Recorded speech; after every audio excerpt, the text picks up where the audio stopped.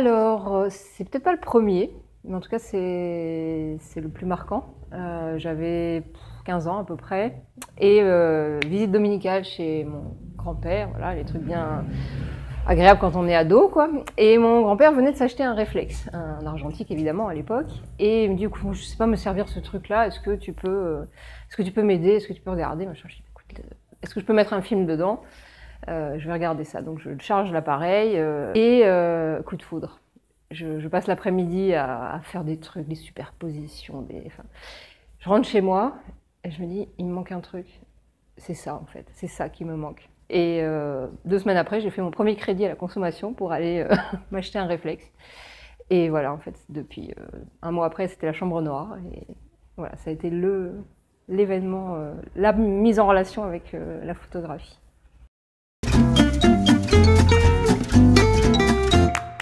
Alors, c'était pas une expo photo. Elle utilisait la photo, c'était il y a longtemps, parce que je deviens de plus en plus exigeante finalement avec le temps. C'était Oscar Munoz au Jeu de Paume. C'était bien il y a 4-5 ans à mon avis. Magnifique scéno. Alors Munoz, il utilise la photo plus qu'il ne montre des photos, mais voilà, c'était une installation absolument incroyable. Il est graveur aussi, donc évidemment moi ça me parle.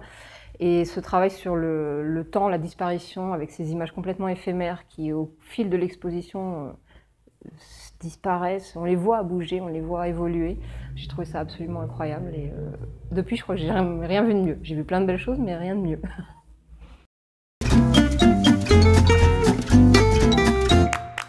Alors, j'ai pas vraiment d'anecdote par rapport à une image, je pense, parce que je les laisse pas vivre indépendamment, les images. Pour moi, elles font partie d'une série. Je nomme pas les images dans une même série, elles portent toutes le même nom, le nom de la série. Et je crois que j'essaye d'éviter ce qui peut être l'anecdote ou le, comment dire, le contenu manifeste d'une image, ou même l'anecdote personnelle, pour laisser vraiment les images parler dans leur ensemble, pour vraiment laisser la série et son potentiel narratif se développer. Donc j'ai pas vraiment d'anecdote. Par contre, ouais, un truc qui me fait souvent rire, c'est dans les expos, c'est ce que les gens voient ou se questionnent sur des images. Et je me souviens notamment d'une photo qui a fait beaucoup parler d'elle, enfin beaucoup parler les gens. C'était dans la série Le Crissement du Temps. C'était la chambre 626. Et à chaque expo, les gens venaient en disant, mais qu'est-ce qui s'est passé derrière cette chambre?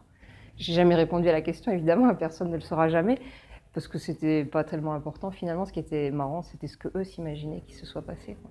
Donc,